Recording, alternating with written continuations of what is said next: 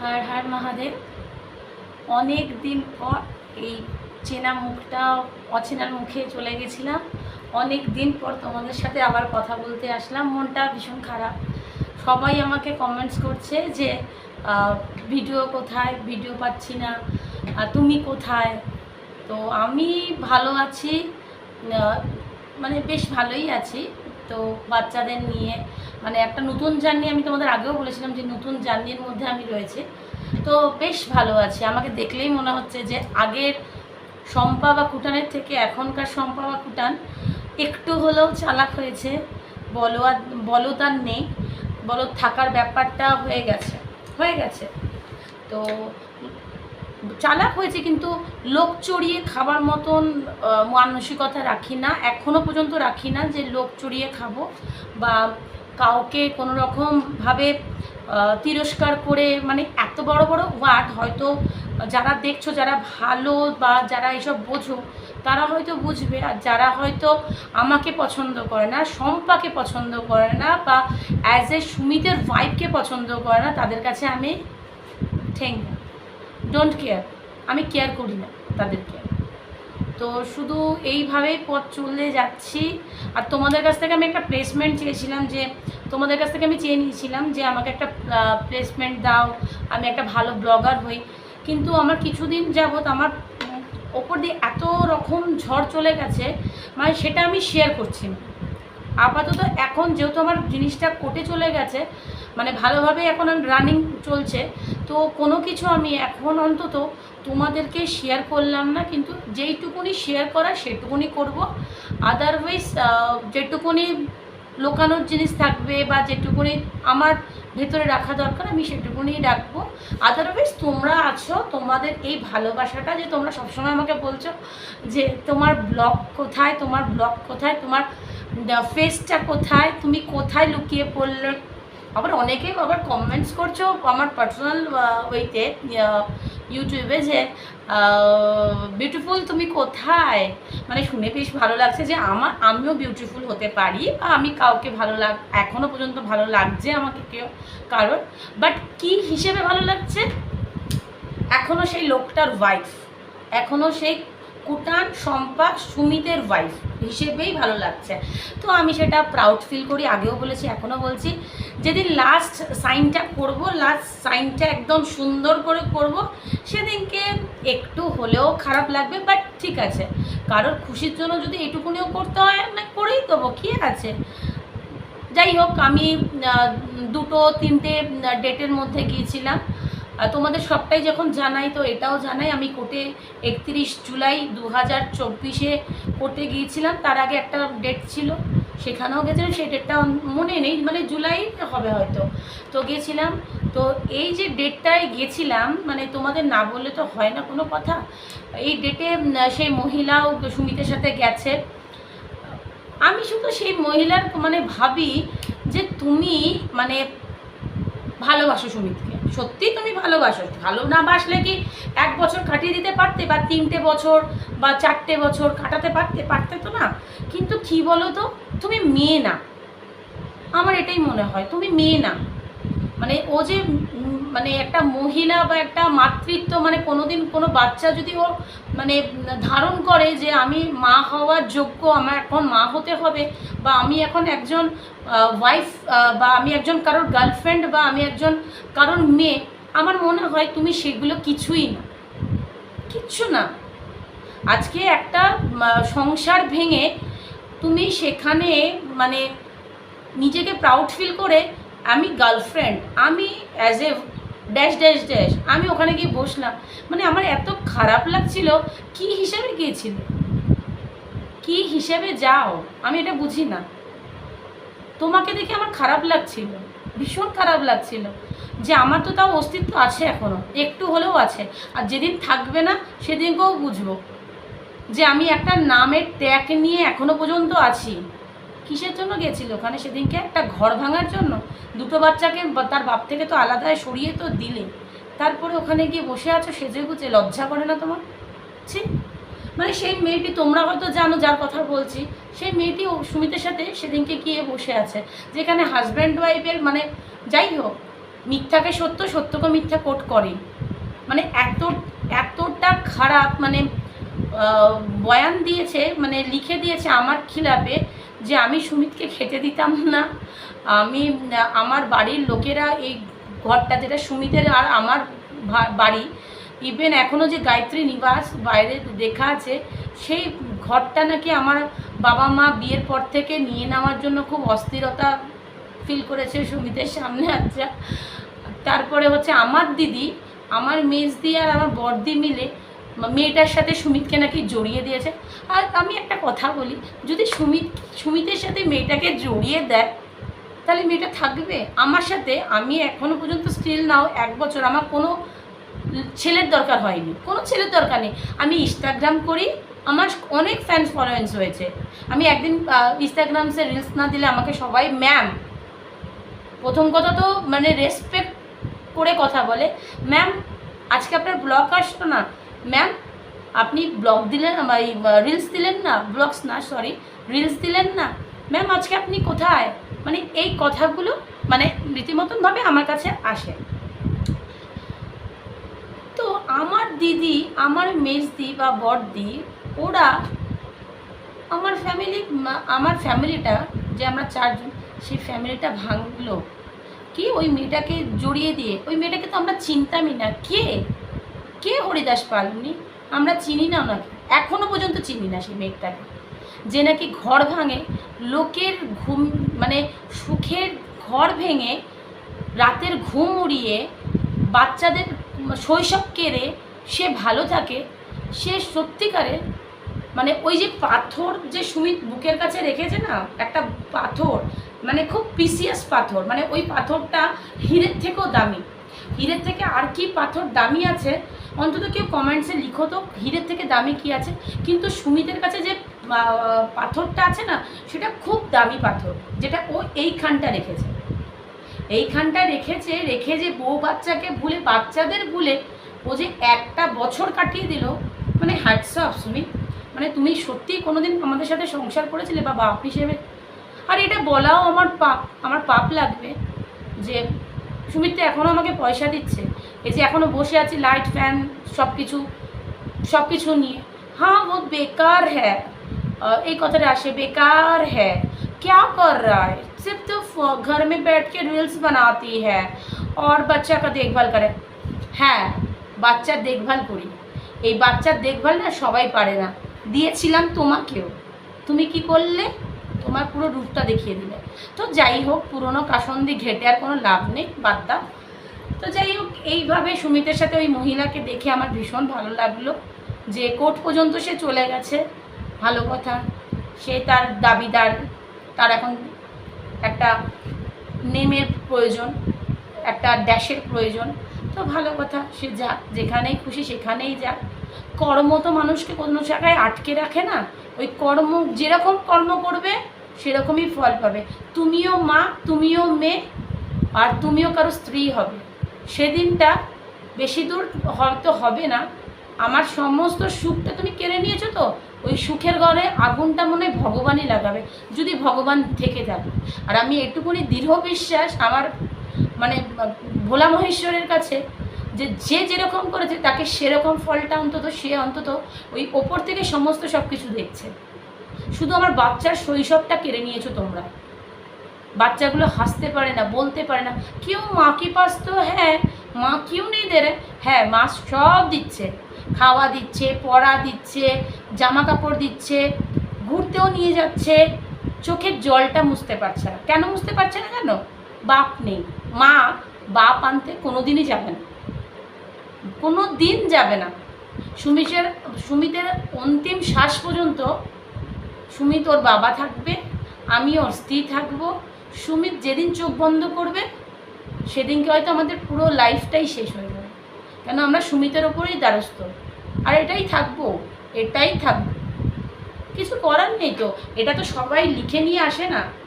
আমি তো খুব প্রাউড ফিল করি যে আমি কারোর wife, I am a wife, সুমিতের ওয়াইফ। ভালো কথা। যাক, আবার কি তাবর কত স্যার, মানে সুমিতের বারিস্তার স্যার, তারপর সিসিডির স্যার, তারা আমাকে ফোন করেছে, মানে আমি তাদের নামগুলো লিক আউট করছি না, মানে শুধু এটা যদি সুমিত কোনো দিন দেখে, সুমিত তাহলে বুঝতে পারবে একমাত্র। বা আমি ভিডিওটা তো করি, আমার তো অনেক লোকজন আছে, তার মধ্যে সুমিতও একজন, কেন সুমিতও এই জিনিস দেখে মনে হয়, কেন আমি এটা শুনেছি সুমিত ভিডিও দেখে।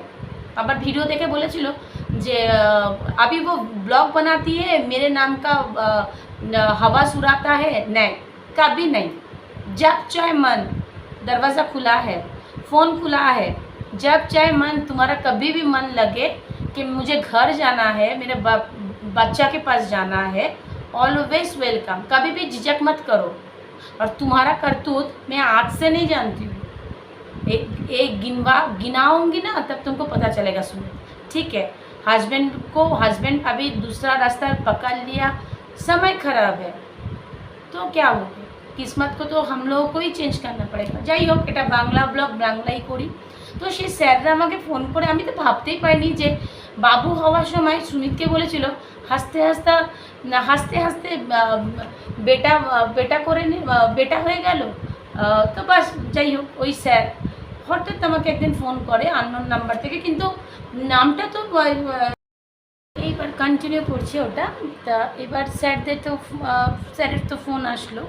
এবার স্যারের ফোন আসাতে তো আমি তো একদম মানে শকড যে এই স্যার আমাকে ফোন করবে, তা ভালো কথা। তা এবার ফোনটা আমি রিসিভ করলাম। ফোনটা রিসিভ করার পর আমি বললাম হ্যালো। তা বললো আমি এমক বলছি। আমি বললাম হ্যাঁ বলুন, কেমন আছেন। তা বলছে তুমি বলো তুমি কেমন আছো, সেটা হিন্দিতে আমাদের কনভারসেশন হচ্ছে। তো আমি বললাম স্যার এরকম এরকম ব্যাপার, এরকম হয়েছে। তো উনিও তখন বলল যে আমি সমস্ত সবটুকু সুমিত কেমন আর সুমিত কার সাথে গেছে সেটুকুনই আমি জানি, কি মানে কি এমন হলো যে সুমিত এত ওই হয়ে গেল। তা যাই হোক, আমি আমার মতন আমার যা এক্সপ্রেশন যা আমার সাথে হয়েছে সেগুলোই ব্যক্ত করলাম, বাড়িয়ে চড়িয়ে কিছুই বললাম না। কেন বাড়িয়ে চড়িয়ে বলার তো আর কিছু না, সবই তো সবাই জানে। বা তাও সব এই হলো বাস। এখন দিন গোনা কবে কি হবে না হবে, আমি ঠাকুরের কাছে এটাই বলেছি যেটা হবে সেটাই যেন ভালো হোক, সুস্থভাবে হোক, আর ভালো লাগছে না। তাই যাই হোক, আর কোর্টের ভেতরে কী হলো না হলো সেটা তোমাদের আর বললাম না, সেটা মানে আমার স্মৃতি, সেই স্মৃতিটা আমি রেখে দিতে চাই। কিছু ভালো খারাপের সাথেও না কিছু ভালো জিনিস থাকে, তো ওই ভালো জিনিসটা নিজের এইখানটায় রাখলাম। মানে তোমরা আমার স্মাইল দেখলেই বুঝতে পারবে যে আমি একটু হলেও সেদিনকে খুব খুশি হয়েছিলাম, কিন্তু খুব কষ্টও পেয়েছি, কান্নাও করেছি, দুঃখও লেগেছে। মানে বাড়িতে এসে সেই জিনিসটার মানে কিছুদিন তো ভুলতেই পারিনি, একদম ভুলতে পারিনি। মানে রাতে ঘুম আসতো না। যাই হোক, সেটা তো আজ 1 বছর ধরেই হচ্ছে। যাই হোক, আমিও খুব অসুস্থ হয়ে পড়েছিলাম মাঝখানে, বাবানের একটা বড় অ্যাক্সিডেন্ট হয়েছিল। ওভারঅল সব কিছু নিয়ে, ছেলে মেয়ে নিয়ে একটা গুছিয়ে সংসার আগেও যেমন করেছি এখনও করছি। যেই অবস্থায় যেই রকমভাবে সিচুয়েশান থাকবে, ভগবান শুধু একটাই শিখেছে, এই জিনিসটা কখনো হারাবে না, যত যাই আসুক। সত্যিকার এই 1 বছর অনেক ভালো লোক পেয়েছি, অনেক খারাপ লোক পেয়েছি। এবার নিজেকে কিছু কি করে বাঁচিয়ে রাখতে হয় সেটাও জানতে পারলাম। সত্যি মানে ভগবান ছাড়া আর কেউ এই পৃথিবীতে কেউ নিজের না, একদম না।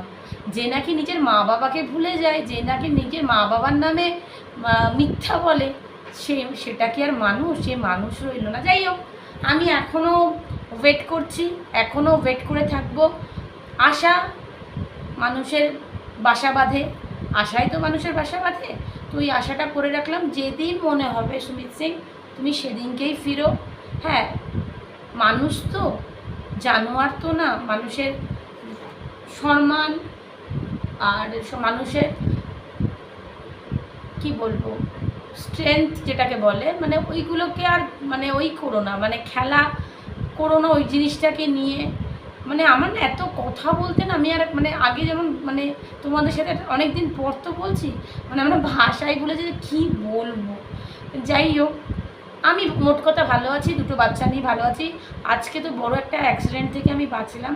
সেটা হচ্ছে দুজনের এমন সময় স্কুল হয়েছে, বাবানের এখন পরীক্ষা, মানে 1 বছরে অন্যরকম সিচুয়েশান ছিল। এই বছর মাম্মাম ভর্তি হয়েছে, তা দুজনের স্কুল, মাম্মামের স্কুলটা একদম রাস্তার ওপর, আর আগরপাড়ায় খুব জল জমে। এবার স্কুলের সামনেটা প্রচণ্ড জল জমেছে। বাবানের স্কুল হচ্ছে 6টা, ওকে আমি ছেড়ে বাড়ি চলে আসি, এসে কাজ টাজ করে 9টার সময় মামামকে ছাড়তে যাই। 9:30টার সময় বাবানের বাস চলে আসবে, মানে 9টার সময় ওকে ছেড়ে ওখানে কোথায় দাঁড়াবো, কোথায়, মানে স্কুলের পেরেন্টসরা সব চলে গেল, মায়েরা বাবারা সবাই চলে গেল, তা আমি কোথায় থাকবো। আমি যথারীতি আস্তে আস্তে করে বাড়ি ফিরে আসি, কোনো কিছু কেনাকাটা থাকলে সেটাকে নিয়ে বাড়ি ফিরলাম, ফিরে বসতেও পারি না, মানে ঘরটাও ঝাড় দিতে পারি না, 9:30 পৌনে 10টা তো বেজেই। বাবানকে আনতে ছুটি, এইবার বাবানকে আনতে গিয়ে আজকে মানে একবার আনতে গেলাম, আবার আনতে গেলাম, মানে প্রচণ্ড বৃষ্টি, মা ছেলে দুজনেই ভিজছি, তারপরে ওর রেনকোট পরিয়েছি সেটাতেও ভিজে যাচ্ছে, যাই হোক খুব মুষলধারে বৃষ্টি। এইবার মাম্মামকে আনতে যখন যাই, আমি তো নিজে কাক স্নান হয়ে গেলাম, এবার মাম্মামকে রেনকোট পরিয়েছি, এবার বুঝতে পারিনি যে ওখানে জল এতটাই জল হয়ে গেছে, না অটো পাচ্ছি না টোটো পাচ্ছি, যে মাম্মামকে কোলে নিয়েছি, এদিকে মাম্মামের ব্যাগ, এদিকে ছাতা, অসুবিধা হয় না কি হয়। তো এবার আমার পাটা পড়েছে নর্দমার মধ্যে, আর মানে জলটা পুরো থই থই করছে, নর্দমার মধ্যে পাটা ঢুকে গেছে আমার। এবার আমি মাম্মামকে নিয়ে এরকম করে একদম কাত হয়ে পড়ে গেছে, মানে এখানটা আমার মানে রীতিমতন এখনো পর্যন্ত ব্যথা, মানে এরকম করে পড়েছে, শুধু দাগটা হয়নি, মানে লেগেছে, ভালোই লেগেছে, মানে আমার তখন খুব খারাপ লাগছে, মানে পেস্টিসে পড়ে গেছে, মানে এরকমভাবে পড়ে গেলাম জলের মধ্যে। যাই হোক, তো ওইভাবে মাম্মা আমার আমি উঠলাম, উঠে মাম্মামকে বললাম মাম্মা অটো পাচ্ছি না টোটো পাচ্ছি না, মুষলধারে বৃষ্টি, মানে কি বলবো বৃষ্টিটা।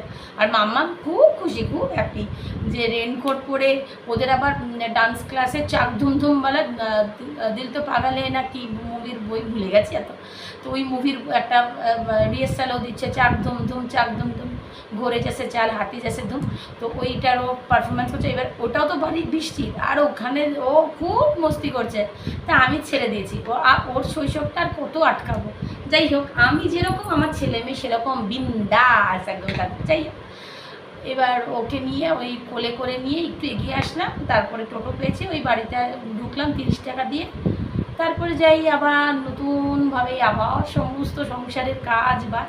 কিন্তু আমি একটু উইক হয়ে পড়েছি, মানে একটু সুগারটা মানে মাথার একটু ঘোরে, একটু ঝিমঝিম লাগে, একটু হাতের পায়ে ব্যথা, মানে খাওয়া দাওয়াটা ঠিকঠাক হয় না, দেখে মনে হচ্ছে না বলে।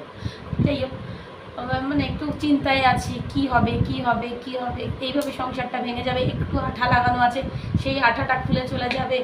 যাই হোক, এখন আর চিন্তার কি, যা এই তো 1 বছর ধরে তো আর কিছু চিন্তার তো কী চিন্তা করবো, কি হবে কি হবে কি হবে।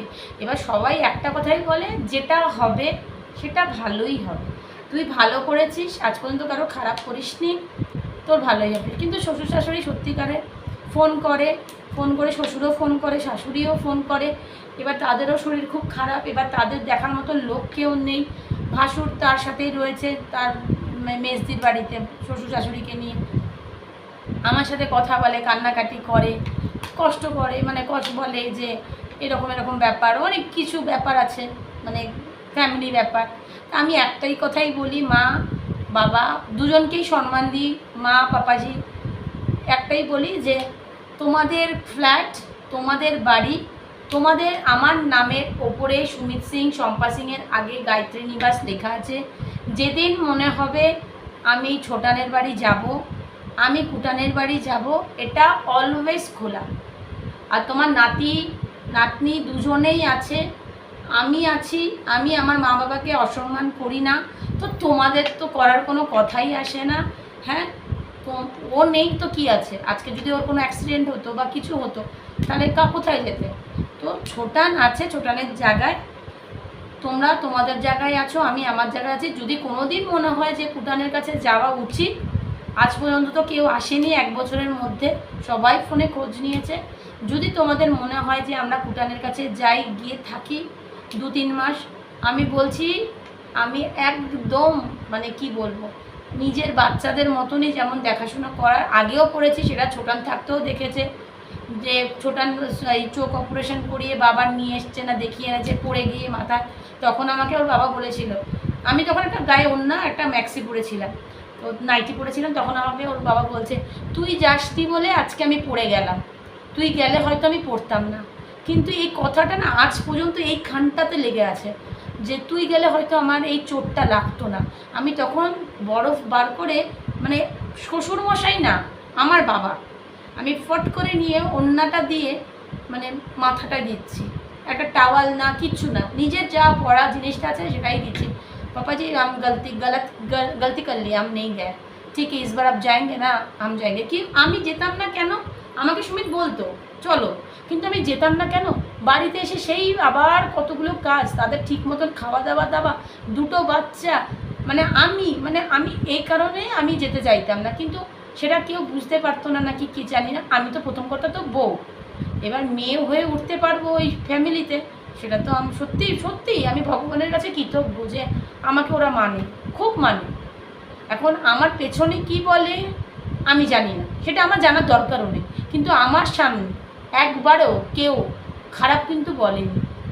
আমার পেছনে যে যা বলছে বলুক, কান দিয়ে কোনো লাভ নেই, কিন্তু আমার সামনে হাত আঙ্গুল তুলে কেউ আজ পর্যন্ত, না ওর দাদা না ওর দিদি না কেউ ফ্যামিলির কেউ না, কেউ খারাপ কথা বলে। তা ওদের খারাপ কথা তো কিছু বলার নেই। হ্যাঁ, কিছু খারাপ কথা আছে, অ্যাজ এ বউ আমি, তারা কিছু করেছে, আমারও রাগ ধরেছে, সেখানে আমিও কিছু বলেছি, সেটা সবটুকুনি সুমিত জানে। যাই হোক, এইভাবে চলছে দিনগুলো, খুব ভালো আছি। আর তোমাদের ইনস্টাগ্রামসে আমি তোমাদের লিঙ্ক দিয়ে দেবো, আমার ইনস্টাগ্রামসে আমি রিলস বানাচ্ছি খুব সুন্দর সুন্দর, তো তোমরা ওখানে গিয়ে একবার দেখতে পারো। আর সামনেই পুজো চলে এলো আস্তে আস্তে, আর এটা শ্রাবণ মাস। আমি এবার হাতে চুড়িও পরিনি, গ্রিন কালারের চুড়ি যেটা পরে নন বেঙ্গলিরা, সেটা আমি পরিনি, হাতে মেহেন্দি লাগাইনি, কিন্তু এই সোমবারটা করলাম, আগে সোমবারটা করেছি, কালকে সোমবারটা করলাম, কিন্তু এই আসছে সোমবারও করবো, মানে সেই তো রাখি পর্যন্ত। যাই হোক, নেক্সট ব্লকে হয়তো আমার হাতে মেহেন্দিও থাকবে, সবুজ চুড়িও থাকবে, আশা করি। যাই হোক, মন থেকে তো এখনও পর্যন্ত সে আমার হাজব্যান্ড আর আমি ওনার ওয়াইফ। আর এই শ্রাবণ মাসে বাবাকে শুধু একটা কথাই বলার, যে বাবা যেটা হয়ে গেছে, যদি পারো তো সংসারটাকে জুড়িয়ে দাও, তাকে ফিরিয়ে দাও। আমি অন দ্য স্ক্রিন বলছি যে আমার বাচ্চাগুলোর মুখে একটু হাসিটা ফুটিয়ে দাও। সব পাচ্ছে, খাওয়া পাচ্ছে, পড়া পাচ্ছে, ঘুরতে যেতে পারছে, সব পাচ্ছে, কিন্তু বাবার যে ভালোবাসাটা না কোথাও যেন হারিয়ে যাচ্ছে। বাবা ছাড়া এই পৃথিবীতে কেউ নেই, মা বাবা ছাড়া পৃথিবীতে আজ পর্যন্ত কেউ নেই, সেটা মানে যারা ভালো মানুষ হবে তারাই বুঝতে পারবে। আর আমি আজ পর্যন্ত কারোর খারাপ করিনি। যাদেরকে সুমিত এই বাড়িতে আশ্রয় দিয়েছে বা ভুবনেশ্বর বাড়িতে আশ্রয় দিয়েছে, তারা দিদি ম্যাম, মানে এখনও তো পর্যন্ত তারা সুমিতের কিন্তু তারা স্টাফ, এখন আমার সাথে ফোনে কথা বলে, খোঁজ নেয়, কেমন আছো, কি আছো, দরকার পড়লে কিছু বলো। কিন্তু না, দরকারটা পড়বে, হ্যাঁ আজ না কাল পড়তেই পড়তে পারি, কিন্তু সুমিত যখন সমস্ত দরকার আমার মিটিয়ে দিচ্ছে, বাচ্চার সমস্ত কিছু, হয়তো আমাকে দেখছে না, কিন্তু আমাকে ডাক্তার অনেক কিছু টেস্ট করতে দিয়েছে, সেটা সময়ের সাপেক্ষে হচ্ছে না। বাবানের এই কিছুদিন আগে পরীক্ষা শেষ হলো, আবার এই 5 তারিখ থেকে আজ 2টো পরীক্ষা, ইভিএস আর লিটারেচার হয়ে গেছে, কালকে হচ্ছে গ্রামার। যাই হোক, ওদেরটা তো আগে দেখতে হবে না। আমাকে সবাই বলে তোমার কিছু হয়ে গেলে তুমি বাচ্চাগুলো কার কাছে রাখবে, কার কাছে, এটা কিন্তু কোয়েশ্চেন মার্ক বড় আমার কাছে।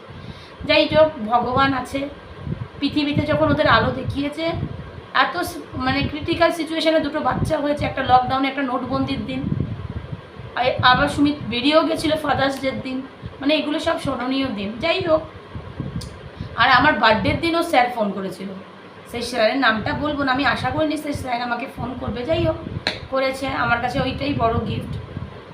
আর কিছু বলার নেই, তোমরা আমাকে এইভাবেই ভালোবেসো। বলবো না যে ভালো ব্লগার বানাও, খুব একটা চ্যালেঞ্জিং ছিল আমার কাছে যে আমি ব্লগ করব, ভালো একটা কিছু চেষ্টা করব, মাঝে মধ্যে আসবো, মাঝে মধ্যে আসবো না, কিন্তু এই মুখটাকে তোমরা অন্তত ভুলো না। আমি আসবো, যখনই সময় পাবো তখনই আসবো।